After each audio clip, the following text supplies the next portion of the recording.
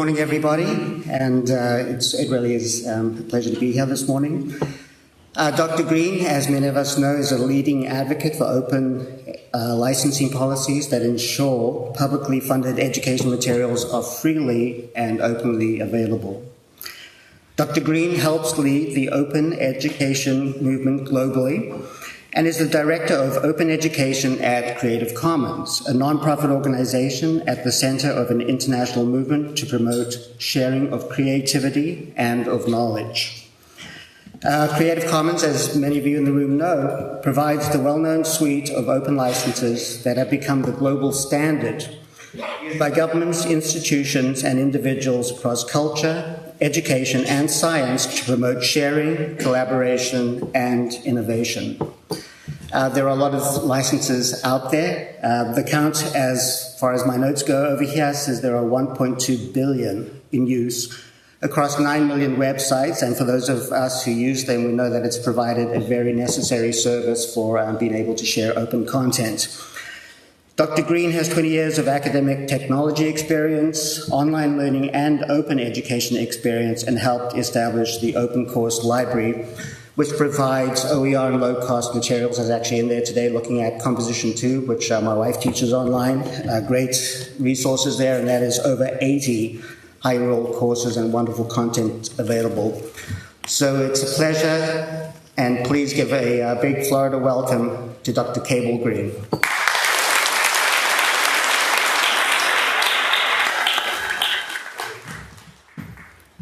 Good morning. You can do better than that. Good morning. So it's nice to be here. I've never been to Pensacola before. I'm enjoying it. I haven't been to the beach yet, but like he said, it's raining, so we'll stay inside today. It's supposed to be nice tomorrow, though, so I apologize to all the speakers who are speaking tomorrow.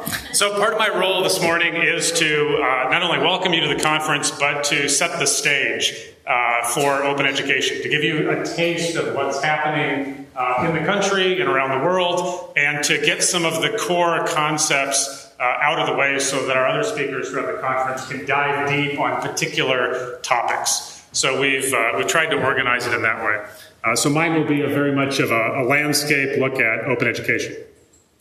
In the Open Ed movement, we try, whenever possible, to remix work that we already have. And when we do that, we give attribution to others. And so I'd like to thank my friend David Wiley, because this presentation is a remix of a talk that David and I did in Maryland recently, just a few weeks ago. And so it would be wrong of me not to give proper credit. And that, of course, leads to this, which is all of these slides are openly licensed, so you will all get a copy of these, downloadable, editable file, so that you can remix and reuse these as you see fit as well. And if you don't know what this means, you certainly will by the end of today's talk. So I like to always start by saying, why are we here? Why are we talking about this? Well, we are all educators. My background is an educator as well. I used to be faculty at Ohio State University, not the Ohio State University, just Ohio State University. And education is about sharing, right? When we teach, when we engage with our students, with our doctoral students, with our fellow faculty, we're sharing. We're sharing ideas. We're sharing knowledge. When we publish, we're sharing our research. We're pushing science forward. This is fundamentally what the academy is about. If we're not sharing, we're not teaching. We're not educating. And what's exciting today is that we can share with unprecedented capacity. And why is that? Well, we've got things in the past decade plus, really about the last 15 years, that we never had before in human history. We have the internet, we have cheap disk space for storage, and we have things being digital, and I'll get to open licensing in a minute. So what digital gives us, and if you think about all the educational resources that you use in your classrooms, in your online, you may use paper, you probably have other media formats as well, but there's a digital back end to everything that we produce. And what's interesting about digital is you can store, copy, and distribute digital things for near zero cost. So the production of digital things, still very expensive. The maintenance of digital educational resources, also very expensive. But the rest of the supply chain, storing those digital things, making copies of them, and distributing them. Those parts of the supply chain used to be very expensive. When something goes digital, they fall to almost zero. So to give you an example of that, just for fun, we took an OpenStax textbook, big, full color, with graphics textbook, uploaded it into Amazon's cloud. The storage costs for a month for that textbook were 0.000084 cents a month. And then every time somebody downloaded the book, it was 0.000072 cents. Right, so you're talking not even about thousandths of a cent, you're talking about tens or hundreds of thousands of a cent to store and distribute these works. And so that's different than when we had to print books for every student and store them in a warehouse and distribute them somewhere. So digital changes things. The internet also changes things. Once you've got these digital things, we can move them around the world at near speeds of light, and that's different. And then the third thing, which we'll talk about a little bit later, is open licensing, where we can share those digital things freely and legally. So before we move forward, let's talk a little bit about why this is important. And you're all in the business of education for your own reasons. I'm in the business of education because I fundamentally believe that education is what allows us to grow as individuals, to have the jobs and the careers and the lives that we want so that we can contribute to society in the way that we want to and take care of our families and our towns and our cities and our countries. I believe that if you're not educated, it's very difficult to fully participate in society as a citizen. And we know that there are many problems around the world that we're facing right now, everything from climate change. Well, here we're in Florida. You all should be worried about climate change. I was watching a video on the airplane of Florida streets being flooded, not from hurricanes, but just from rising tides. We've got refugee crises. We've got political crises. And there are many ways to solve these problems. I am a proponent that education is of the utmost importance if you want to put all hands on deck and solve major problems. We'll come back to this a little bit later about how the United Nations has framed this up and how education is part of it. So we can do all these amazing things. We can share digital, we can move it around the world at near speeds of light, we can share it legally, except that we can't. And we can't because there's this thing called copyright. And copyright is automatic, if you didn't know. Many people think that you have to register your copyright with the US Copyright Office. That's not true. The moment that I see many of you are scribbling down notes right now, those are actually automatically copyrighted. They're protected by the full force of copyright. They are all rights reserved. Nobody may do anything with them without your express permission. And there's nothing wrong with that per se. Those are your notes, it's your textbook that you wrote, it's your video that you created. Those rights should be protected. But digital and the internet and open licensing, all these wonderful things that we can do by sharing knowledge, by sharing research, that the internet enables, copyright forbids. And so David likes to say, it's like we're teaching with one hand tied behind our back. If teaching is about sharing, and if we can share, if we can copy, distribute, and share educational resources, textbooks, curriculum, and other resources at the marginal cost of zero, and we're not doing so, there's something fundamentally wrong with that. So in today's talk, I'm going to cover four major areas. We're going to talk about permissions, price, pedagogy, and policy. Hey, it's the 4 Ps. I didn't even notice that. Wiley's got the 5 Rs. I have the 4 Ps. So, common thing that comes up, people say, well, open must be the same as free. If I can get something for free on the internet, and a lot of things are free on the internet, isn't that good enough? Is that an open educational resource? Is that open? The answer is no. Open is not the same as free. Most of the content on the web is already free, but of course it could disappear tomorrow, or it could become a paid service. And you don't have the legal rights to alter it, to modify it, to make derivative works to meet your students' needs, because most of what you find on the internet is all rights reserved copyright. And if you do download it and make copies of it without express permissions, you're violating U.S. copyright law and could put yourself and your institution at risk. And that's not something that's helpful. So we say that open is different than free, precarious, rigid permissions that we have. Open means that we have the permissions, and specifically the legal permissions, and even more specifically, these 5 legal permissions. So for something to be open, for something to be an open educational resource, or many of us argue an open access journal, you must legally be able to retain a copy. That means nobody can take it away from you. Okay? Now there are many models I'll talk about in a minute which do take access away from you and your students. You have to be able to reuse it. So I have to be able to make a copy and use it as it is. I have to be able to revise it, change it to meet my students' needs. Remix it. Take a little bit of this from MIT OpenCourseware. I need to be able to go to Merlot, to Jerry's repository, and pull some content out of there and remix it together to create something new. And then redistribute. Education's about sharing. I'm going to take this new modified educational resource, which is perfect for my class, and share it with every other school in Florida. Maybe I re-upload it into Merlot as a new version. So retain is a prerequisite. If you don't have a copy, if you're not allowed to keep a copy, you can't revise or remix, right? If you take my copy of the book away from me, then I can't modify it in the future. That make sense?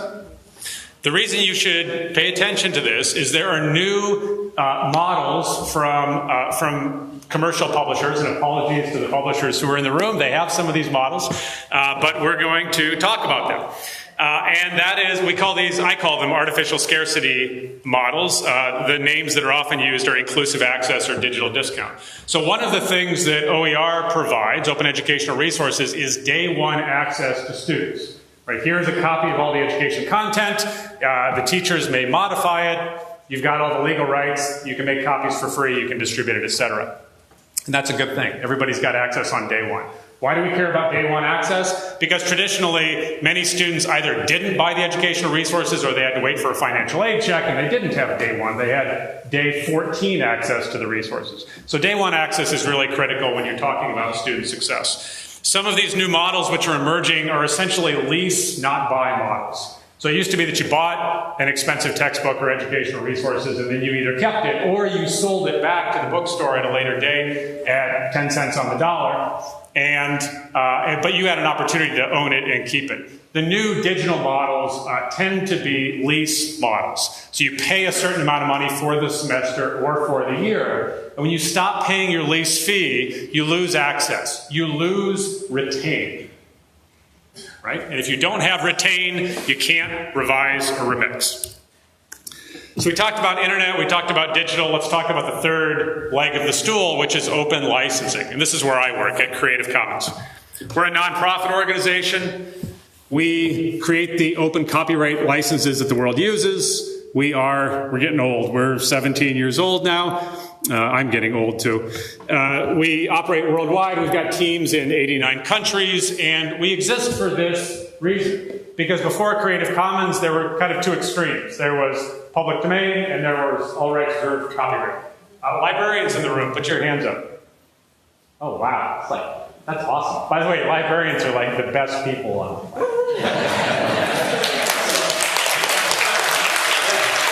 Give it up for the librarians.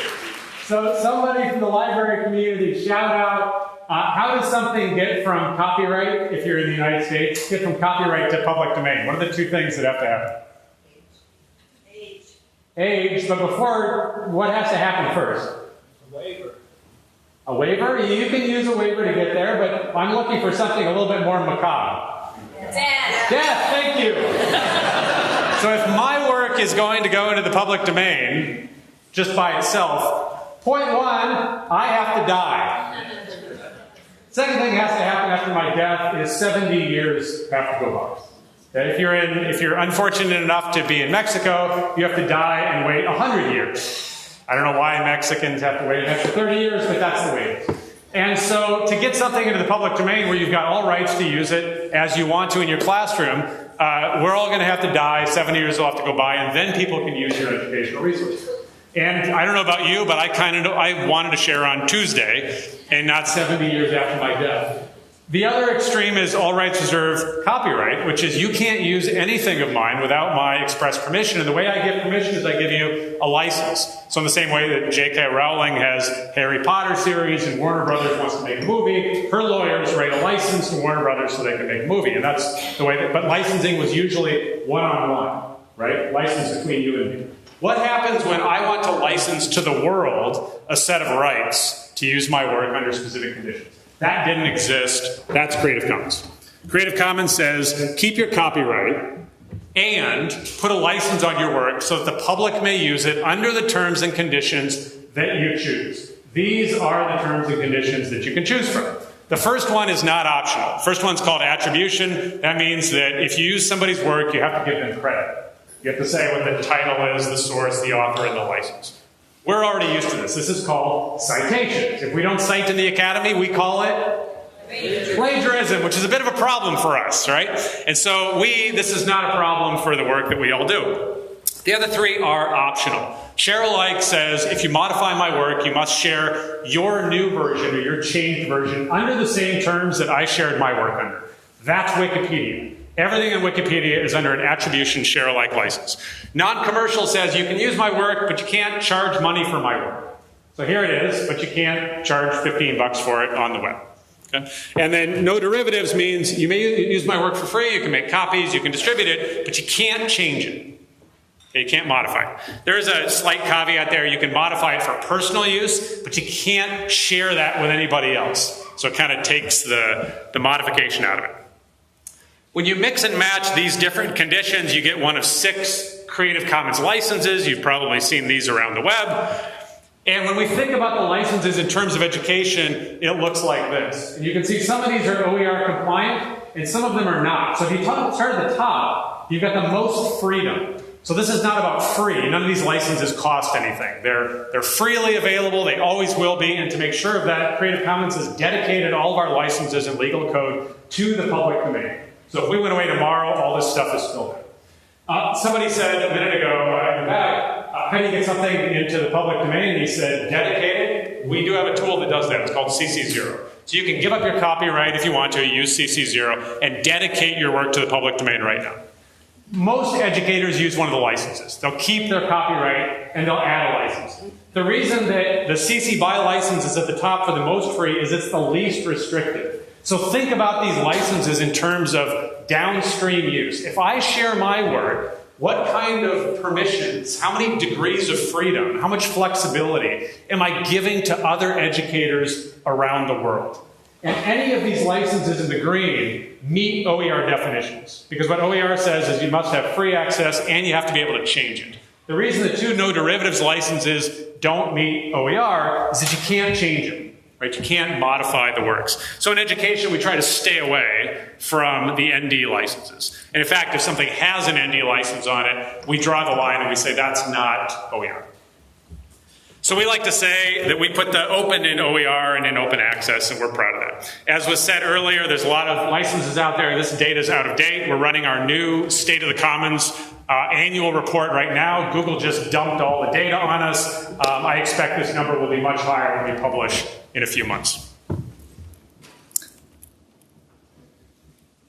CC licenses are not temporary permissions. These are permanent, irrevocable permissions. When somebody puts a CC license on their work, that work is openly licensed until the copyright expires and the work goes into the public domain. Why should you care about that? Because if you take somebody else's OER and you put it in your course, you put it in your degree program, nobody can yank it out, right? Nobody can reach in and say, nope, I don't want to share anymore, and leave a big hole in your course or degree. These licenses are irrevocable. And it's that aspect which makes people love Creative Commons. Okay, moving on. To be very, very specific, when we're talking about open educational resources, when we're talking about educational resources, it's all the stuff that we're using in the classroom. And to re-emphasize, when we're talking about open educational resources, you have to have the permissions to engage in those 5R activities, which 9 times out of 10 means it's either in the public domain or it has one of those 4 Creative Commons licenses on it. Okay? So if you see something that's not in the public domain, or it doesn't have one of those 4 CC licenses, you should really be questioning whether or not you've got the legal rights to modify it. Now, what this enables us to do is have different conversations about price and different conversations about pedagogy and practices. When we choose traditionally copyrighted materials, so raise your hand if you have traditionally copyrighted materials that you're assigning to your students and they're buying in the bookstore right now. It's okay, don't be ashamed, put your hand up, right? We've all done it. Okay, but remember this, right? We're actually locking down what we're able to do, how we're able to share. Whoops. No, I don't want to send. Not a problem, there's a quick recovery. All right.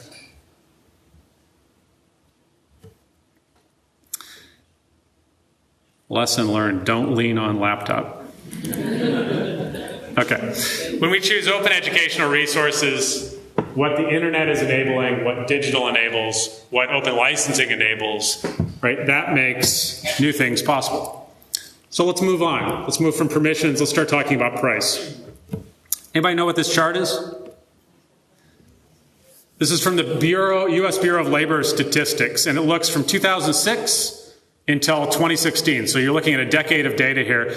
And that bottom dotted line is the consumer price index. The other lines are things like the cost of tuition. That's the blue line, the second one from the top. Guess what that top yellow line is? The cost of textbooks, right. And over that decade period, the cost of textbooks from 2006 to 2016 went up 88%. The College Board tells us, this number varies from year to year, that books and supplies, so it's not just textbooks, but books and supplies, roughly $1,200 a year. This varies by what degree program students are in. If you're pre-med or you're in engineering or my wife went to vet school, the number is significantly higher. This is having a very negative effect on students. And my colleague Ethan Senek and his team put together reports like this from the US PIRGs. When textbooks and other curricular materials are expensive and they're required in the class and students have to buy them, bad things happen. The first one is that roughly 2/3 of students decide that they're not going to buy the book, and mainly because they're too expensive. Half of students say that the cost of textbooks impacted how many and which classes they took. Now, there's two ideas here. I was going to take 3 classes, but because the textbooks are expensive, now I don't have enough money for 3 classes worth of tuition, so I'm only going to take 2. And what is that doing? That's slowing down my time to degree. That's slowing down me getting my certificate. It's slowing me down getting my promotion that I'm trying to secure. So this is a major problem. It's also affecting which classes they're taking. So when students are interviewed, they'll say things like, you know, I really wanted to be a nurse because there's a nursing shortage and the Department of Labor says we need more nurses because baby boomers are retiring en masse now. The problem is the nursing curriculum and the textbooks, et cetera, are brutally expensive, and so I guess I can't be a nurse, right? Also a problem. And students aren't stupid. Students say, you know what? If the textbooks were less expensive or free, I would do better. Why? Because when I have all the educational resources that were designed for me to be successful in my class, I do better than when I don't have the educational resources. Okay, so this is fundamentally an equity question. We have many equity issues in this country. Our wealth continues to go like this, right, in this country and around the world. And the students that are coming to your doorstep, to your community colleges and to your universities are struggling economically. Their families, many of them are struggling. Student debt continues to rise. I think we just passed $1.4 trillion in student debt. The average for student debt out of a bachelor's degree now is over $27,000. This is slowing down all sorts of things like buying cars, getting a house, starting their lives. Big problem. Okay? This is an equity issue. When you use open educational resources, all students, not just your wealthy students or the students who make the choices to buy the materials, everybody has access to high quality educational resources on day one that the teachers and the professors can modify to meet their particular needs. Now, I'm not going to go deep into OpenStax because OpenStax is actually here. It'll be giving a talk later. But they put out a report recently with some really impressive numbers that I wanted to share. And that is just this year, in 2018, the projections are that 1.5 million students will be using OpenStax textbooks, saving approximately $145 million just in the United States. And they operate globally. Okay, this is double their student savings. Look at the growth of the students over the years using OpenStax textbooks. Why? Because it's obvious. OpenStax creates high-quality, effective books for the highest enrolled courses that every community college and every university in the world teach. Right? If you haven't seen it, take a look at OpenStax. And by the way, they're all under a Creative Commons attribution license, so you can modify them to meet your needs. Let me talk very quickly about K-12. And forgive me if I get a little riled up about this one, because my wife and I have 2 young kids in public schools, and I get upset when my children come home and the copyright date on their educational materials is a decade or more out of date. One solution several of us started a few years ago is called Open Up Resources. And this is a nonprofit organization which is building CC BY licensed OER for K-12. Now they're starting with math and English language arts, and they'll finish those grades, and then they'll branch out to other subjects in K-12. The reason I bring them up is oftentimes people point at OER and say, oh, it's OER, it's free. Must be garbage. You get what you pay for, right? If it's free, it can't be any good. Well, and we hear this all the time from all different angles. EdReports is a third-party, nonprofit reviewer of K-12 curriculum, and specifically curriculum that's supposed to be aligned to the Common Core state standards. They've reviewed many curriculum from different publishers. They just pointed their lens at Open Up Resources. Okay, all this content is CC BY license, it's all freely available. Open Up Resources got higher scores than any publisher that's ever been reviewed by EdReports. Okay? It was the best. They missed 1 point on the scoring system. And because it's OER, guess what they're going to do with that 1 point? Right? It can be fixed, and it can be fixed quickly. If you want to get a sense of price and what can happen in terms of cost savings for your students, Lumen's got a really nice something they call, it's at impact.lumenlearning.com. It's called the OER Adoption Impact something. I call it the calculator. I call it the textbook calculator. But you can go in and say, here's how much my textbooks cost now that I'm assigning my students.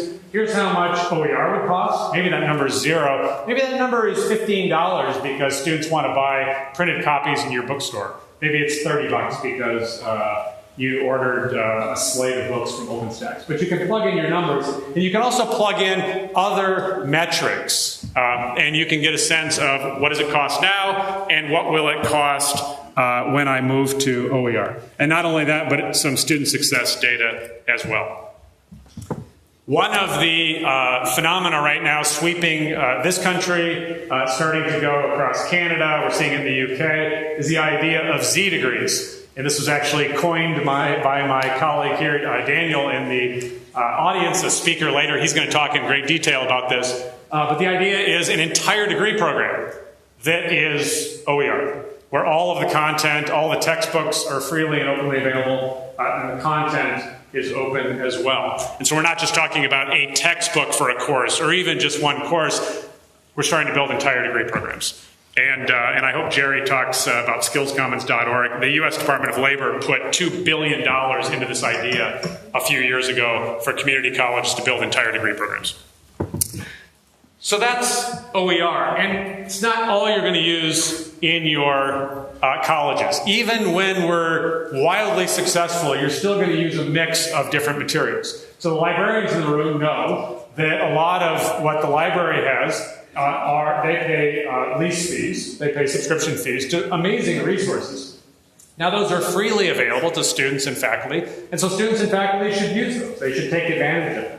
But we would say, they're not OER because you don't have the permissions to revise and remix them. That's okay. Everything doesn't have to be OER. Where there are gaps that we don't have in OER, it makes sense to have subscription models from the library. We should leverage those. Well, we should do that in a smart way, and there's lots of different library alliances that do that.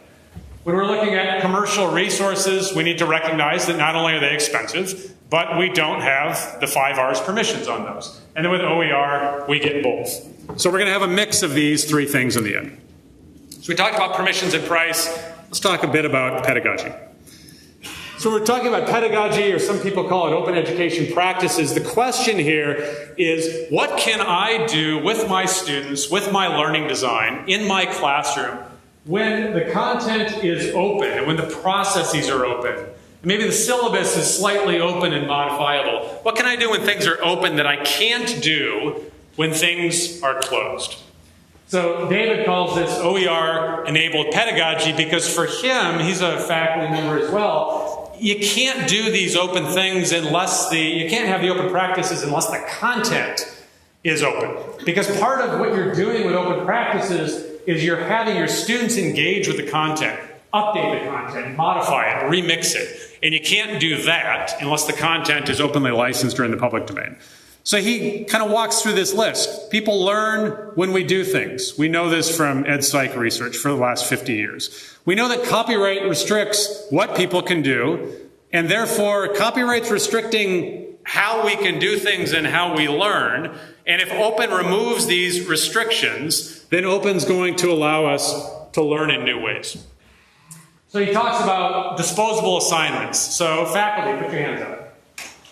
Keep your hands up. If you've ever given students an assignment, they did the assignment, they turned it into you graded it, and then they threw it away and you threw it away. Put your hands up. On my hands up, I've done this. Right? Now think about that for a minute. So full disclosure, my doctorate's in education psychology. I study how people learn, that's my interest. I can tell you that when that is the assignment, it is not motivating. 2 things that help people learn. 1, motivation. 2, if you're giving them authentic tasks. Okay, if you're actually giving them something that matters and they can recognize how it fits into their professional or personal lives or their community. Okay, if it doesn't have those 2 elements, you're in big trouble. If you're giving them disposable assignments, right? Students hate them, faculty hate grading them, and it's a missed opportunity, and here's why. Just back of the napkin, just undergraduates in public institutions. This doesn't even include calculations of community college students, which we know is a full 1/2 of undergraduates in the United States. 40 million hours a year of students' brain power is going into doing assignments. This is a very conservative estimate. Folks, we've got big problems in the world that need solving. We've got poverty, we've got income equity, we've still got, we have refugee crises, we've got global warming. There's lots of things that we could put 40 million hours, actually this is probably double, of brain power into solving, right? And you put students into environments where they were actually doing something that matters. Let me give you an example. One of our sons is in the 7th grade. His name's Nate. And Nate comes home the other day and I said, how was school? Usually he goes, oh, it was fine. And he doesn't tell me anything. One day he came home, he says, Dad, school was great. And I said, what'd you do? He says, today we saved salmon. I said, I don't know what that means. But you have to understand, I live in the Northwest. We hug trees, we hug bears, and we save salmon. This is what we do in Olympia, Washington. And I said, what do you mean you saved salmon? He said, well, we put hip waders on, we went out in the stream, because the salmon come up these headwaters to spawn, and we were taking water samples, and then we went back to the lab, and we put it underneath, we were looking for microbes and pollution, and then we collected the data, and we did some statistics, and we submitted all of our data to the state EPA, because they don't have enough staff to go out into the streams and collect this data. And I said, wow, it sounds like you were learning a little bit of statistics and some biology and chemistry. And he said, yeah, I was saving salmon. And I said, that's a very smart teacher, right? And what he was doing is he was doing something that he saw value in. Yes, he was learning stats and chemistry and biology, but he was doing it in the context of something that actually mattered to him. He could relate to the fish, and he could see his work, and he was out in the field. Not only that, his work didn't get thrown in the garbage can. His work was submitted to the State Environmental Protection Agency, who's going to use that data to make policy decisions about new, and in fact, this just happened in my state and in Oregon. I'm looking at my friend Amy over there. There was a big new rail line which was going to bring oil into a port in Vancouver, Washington, and our governor just canceled that because the state EPA said no. And so I went back to my kids and I said, part of your work of saving salmon contributed to that policy decision, right? Everybody wants to do work that they feel that matters. And when I'm rattling off big things around the world, this isn't just cable being at 100,000 feet. The United Nations actually has spec'd out, and every country in the world, including ours, has signed on to these SDGs, Sustainable Development Goals. So you'll see that number 4 is everybody in the world should have a quality education. So if we start to think about our education as being about solving the big goals, and if that's what you want, you better have open content in your classrooms if this is what you're working on. Because if you want your students to contribute to these problems, to share these ideas with other students around the world, if you want to share with other faculty around the world, and you don't have the legal rights to do so, you don't get to play in this game. Okay? It's a different way of thinking. Last P, we'll talk about policy. I'm going to jump right to it. Publicly funded resources should be openly licensed. The public should get access to what the public pays for. Full stop. There's no excuse not to provide the public access to what the public pays for. Now, big surprise, today you don't. Okay, for the most part, the way that research is funded in the United States and in China and Brazil and the European Union, those are the major, in Canada, those are the major funders of research. The default for a long time was that the public paid taxes, the governments funded research, the research was done by faculty and scholars, that copyright got turned over to publishers, companies like Elsevier and others, and they lost their copyright, and then librarians, what did you have to do?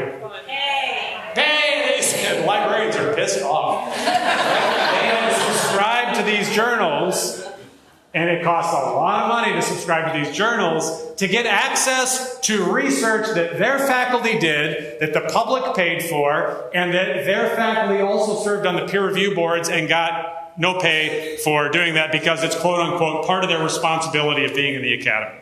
It's the biggest boondoggle in the history of the academy. Now, the good news is that the open access movement is starting to undo that by requiring that publicly funded resources should be openly licensed. So I'm not just talking about educational resources. I'm talking about all of the research we do. I'm talking about all of the government data that's produced with our taxpayer money. It should be openly licensed or put directly into the public domain. Now, the good news is that the money is starting to shift to open. Robin, how am I doing on time?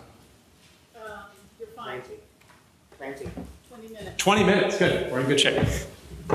The money's shifting to open. So in the U.S. federal government, there is an executive order that's in place that says that, and we're working on legislation right now, that says that if you are a federal agency and you give out research money, that the article after 12 months, being in publication for 12 months, the public must be able to get read access to it.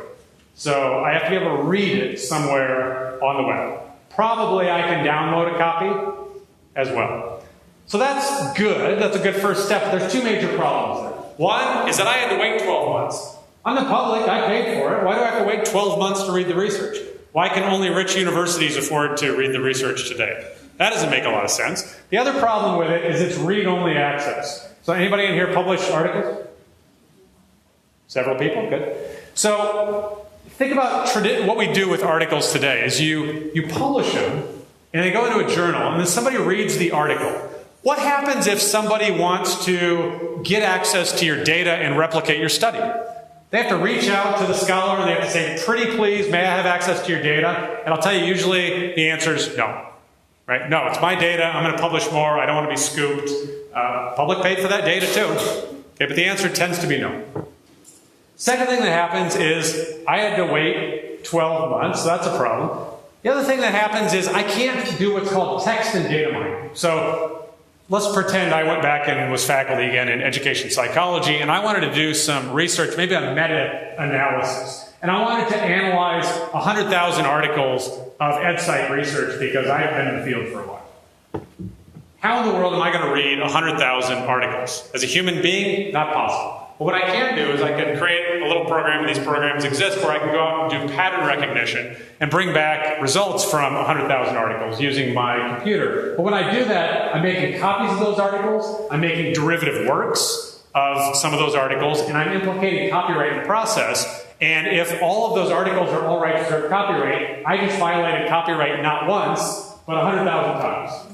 It's not going to work. Right? This is especially important when you get into things like genomic research or particle physics or areas where you're actually looking at particular variables across a slew of articles. The next wave of research requires that researchers be able to do what's called text and data mining. In order to do that, they've got to have access to the data, and they've got to have access, not just read access, but rewrite access and remix access to the articles. This doesn't mean they're going to rewrite the research. It means they have to be able to pull from it and do those remixes for their analysis. Okay? I know that sounds weird, but that's where we're headed. And so the Gates Foundation recently came out and worked with us and Spark and several others and said, what would a model open access policy look like? And what they did was they said, from now on, if you take money from Gates and you do research, they fund a lot of the global health research.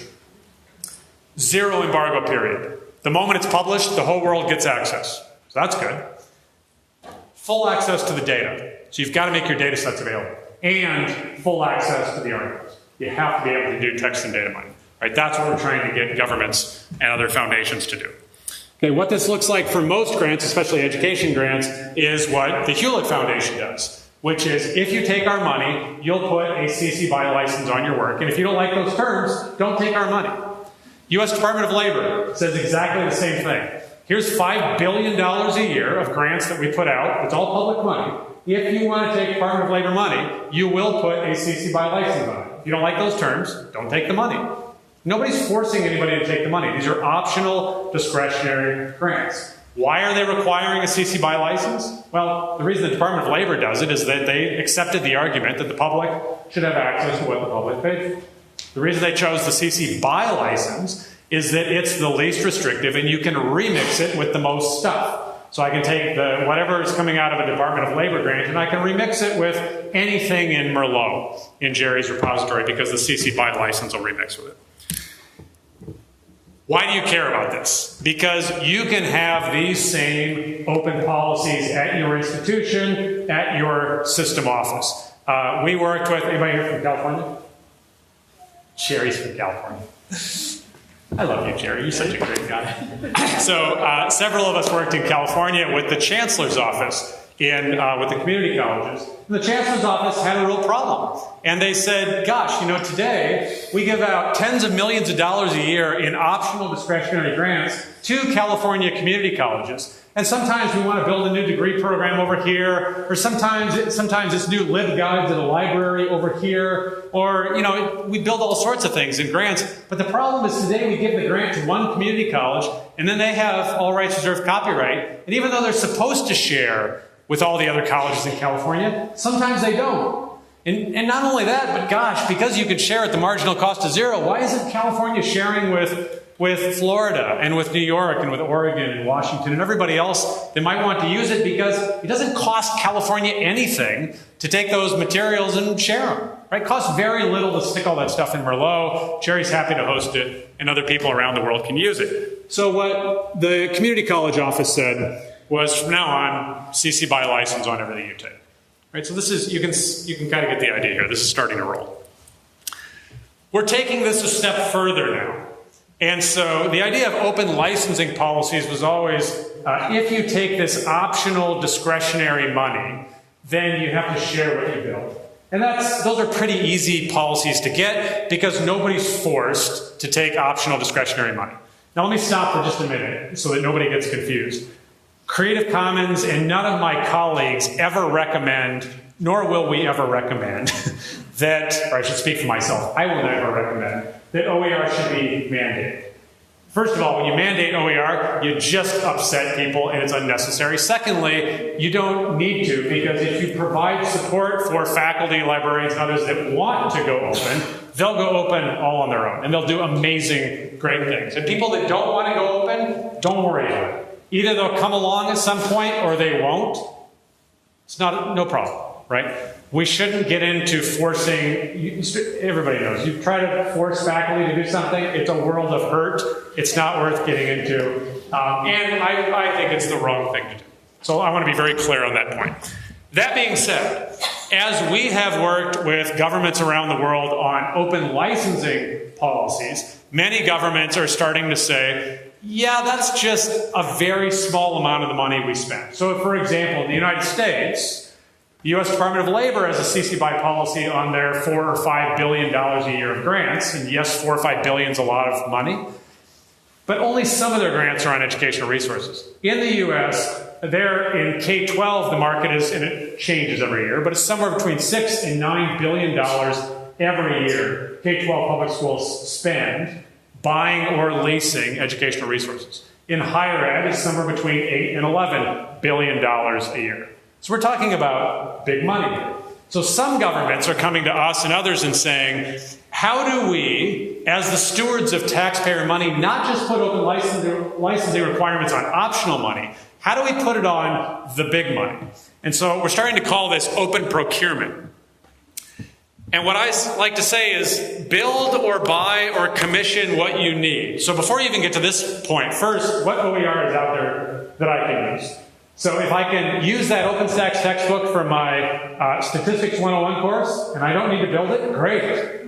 I just saved myself a bunch of time and a bunch of money. If I need to revise that book to meet my needs, yeah, that takes a little time and a little money, but not a lot. And now I've got what I need for my course. But what if the OER doesn't exist, right? What if it's not there? And there's a lot of OER that there's big gaps, right? So how do we build as public universities, as public entities? How do we build or buy or commission, pay somebody else what we need? Make sure we own what we're buying, right? So if Ohio State University is going to put out an RFP for somebody to build Psych 101, Ohio State University should hold the copyright to that work. The copyright should not be held by Pearson Publishing, right? And then how do we share what we own? Put a CC license on it, right? Keep your copyright and share what we own. So buy what you need, own what you buy, and share what you own. And my friend David Ernst, who's sitting here in the audience from the Open Textbook Network, will talk in more depth about this idea. He's got a really great project going on with universities, which are starting to have this conversation. How do we build what we need for the academy and own it and share it? So what can universities and colleges do? You can raise awareness. You can have events like this at your institutions. You can have OER teams, open education teams at your institution. If you want to know more about how to put those teams together, grab one of us during a break. We'll help you out. College can support with release time, with stipends, with an OER librarian, the creation, adaptation, sharing, and adoption of OER.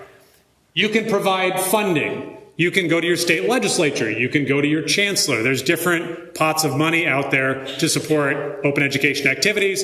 And I've got in bold here, coordinate across the state and your system here in Florida, right? So don't try to do this alone. Get together with the colleges in Florida through this consortia and say, look, let's build together a nursing degree.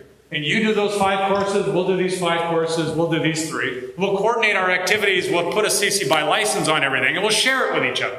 Right? You can divide and conquer. And also don't try to do this alone. Amy's here from Open Oregon. She's got tremendous resources that they're creating up there. And they're more than happy to take everything they've got and give it to you for free under a CC license. In my state, they've got the Open Course Library. It's a whole general education curriculum. Take it. They want you to take it and use it. New York State produced the Engage New York curriculum for K-12. If your K-12 schools aren't looking at that, they should be. 85% of the districts in the country are already using it. You need to look at your promotion and tenure policies. P&T should benefit, support, give points for faculty that are publishing in open access journals, and they should be giving supports for faculty who share their content under open licenses. Why? Because promotion tenure is about research, teaching, and service. And certainly when you publish in OA journals, you are supporting research. Why? Because everybody on the planet can read your research. Your reach and your impact is bigger. It's very clear cut. Teaching and service, if I'm sharing my Psych 101 course as OER, and I'm positively affecting 5 other professors in this state and 30 other professors around the world, and I've reduced student debt, and I'm increasing student outcomes, and I've dropped course dropout rates, and I'm reducing time to degree, those are all positive things that happen with OER, and I should be rewarded for that in promotion and tenure. You need to tag OER in your course catalogs.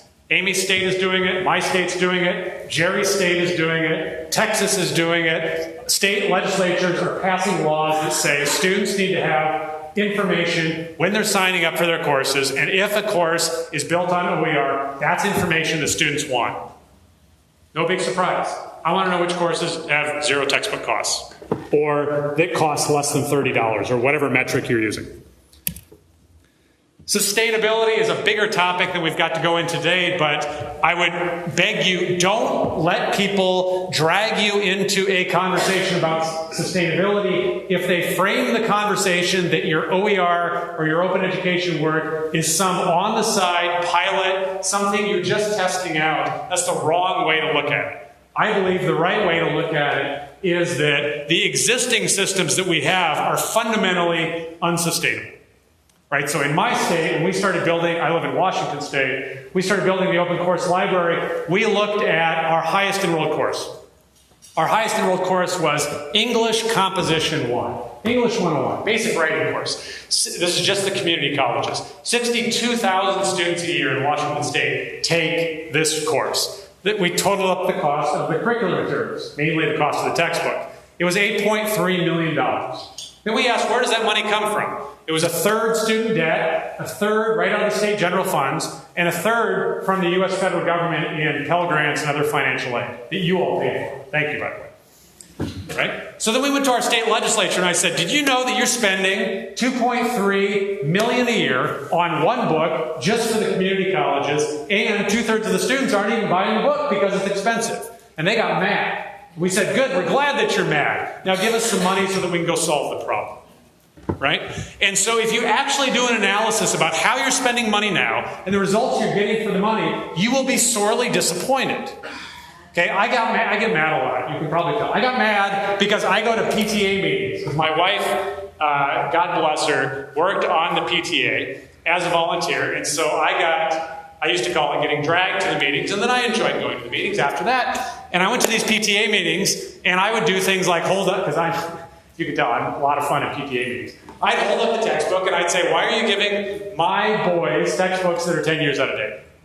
And they said, we can't afford to update. And so we started to investigate. We went to the state office, Department of Education. Turns out my state, small state by the way, population-wise, we only have 1 million public school kids. We spend $132 million a year just in Washington State buying curriculum for the 294 school districts.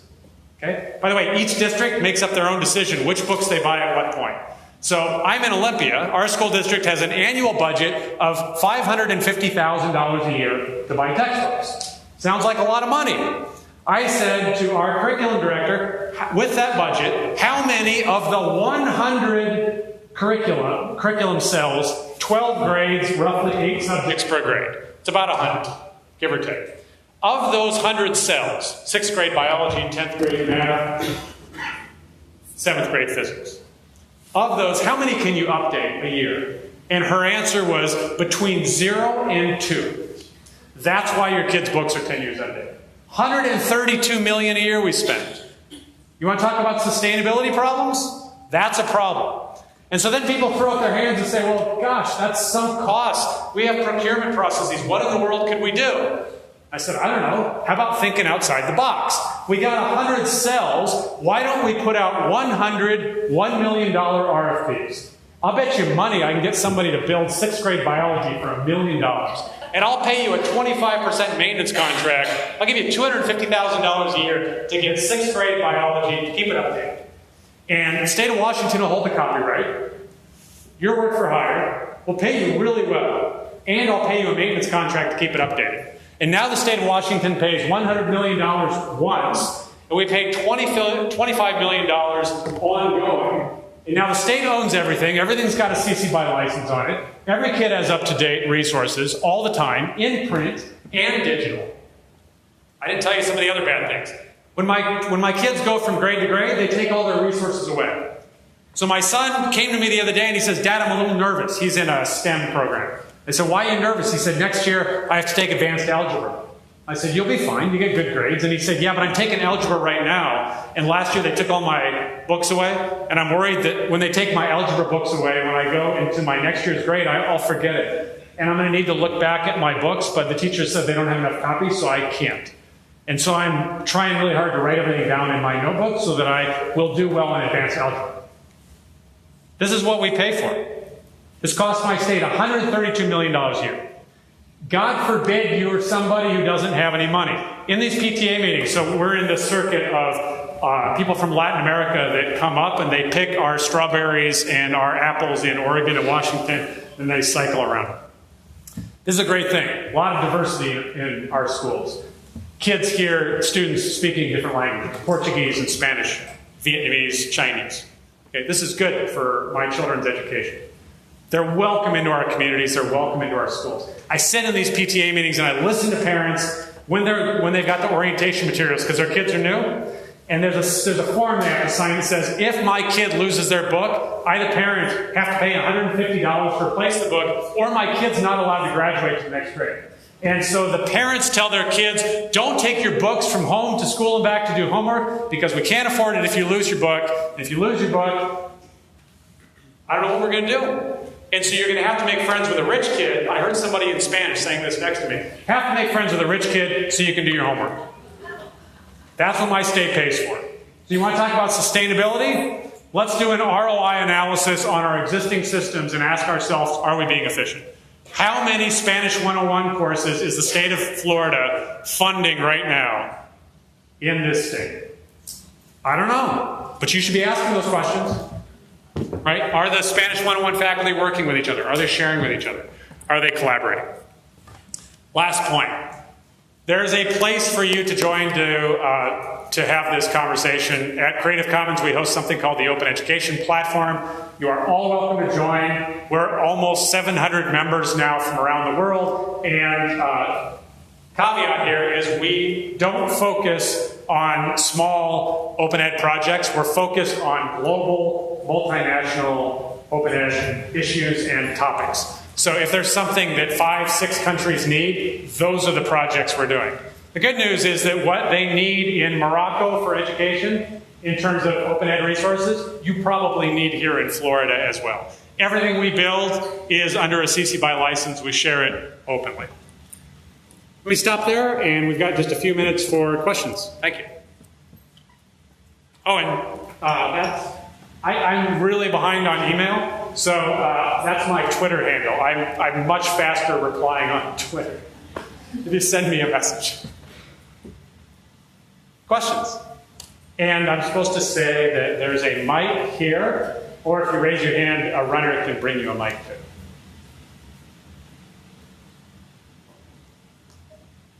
too. Yes? Hi, I'm Marcina Palmer from Elizabeth Community College. I really enjoyed your speech.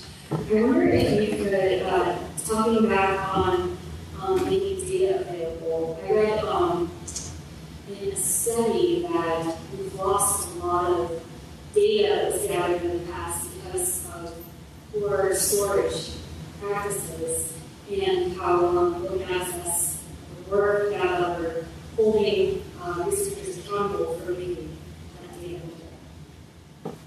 So there are several solutions out there. Well, first of all, don't sit down yet. Come up here. We have a present for you. Grab one of those books right off the top and hold it up. That will encourage others to ask the next question. She won a Made with Creative Commons book. So.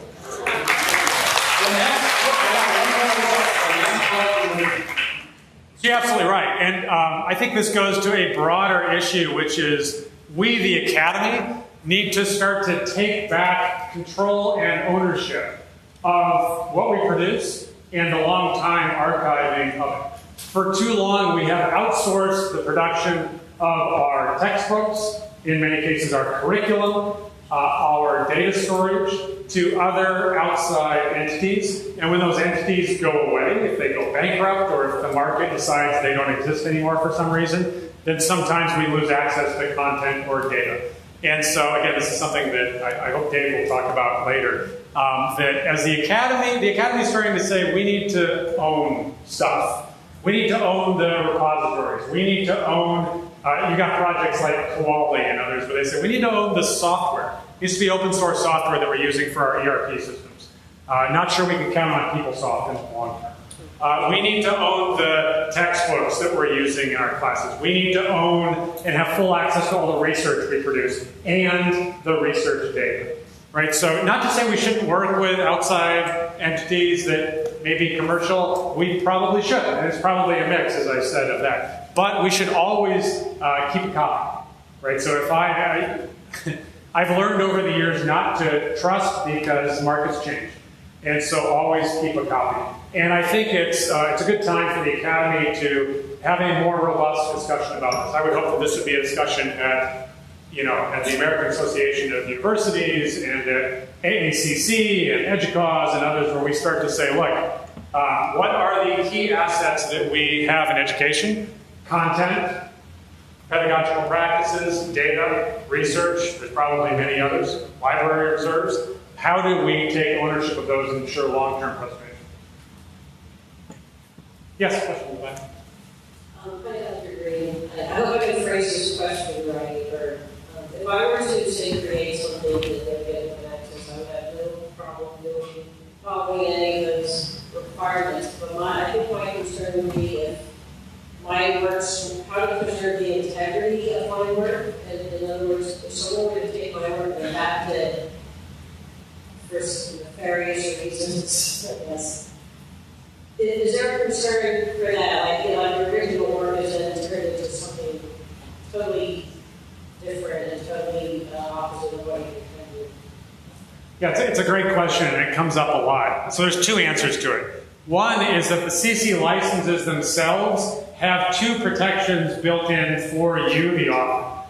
And they're called the non-attribution and the non-endorsement clauses, and all of our licenses have them. So first of all, nobody is ever able to say that, so let's say, for example, that I downloaded your open textbook that had a CC license on it. What's your name? Patty? Oh, that's my mother's name. We're friends already. So if I took Patty's book, under no conditions am I allowed to say, and let's say I changed your book, I am not allowed to say Patty endorses my version of her book. The CC license is forbidden. If I want to say that, you and I have to have a side agreement that allows me to say it. The other protection that you have is that it's called non-attribution. If you want me to remove attribution back to you, you can tell me to do that, and I have to do it. Right? So if I create, you can't stop me from creating the derivative work that I want to create. But if you don't like it and you don't want your name on it, you can contact me and say, remove the attribution, and I have to comply. That's a right that you have in the license. So that's part of the answer.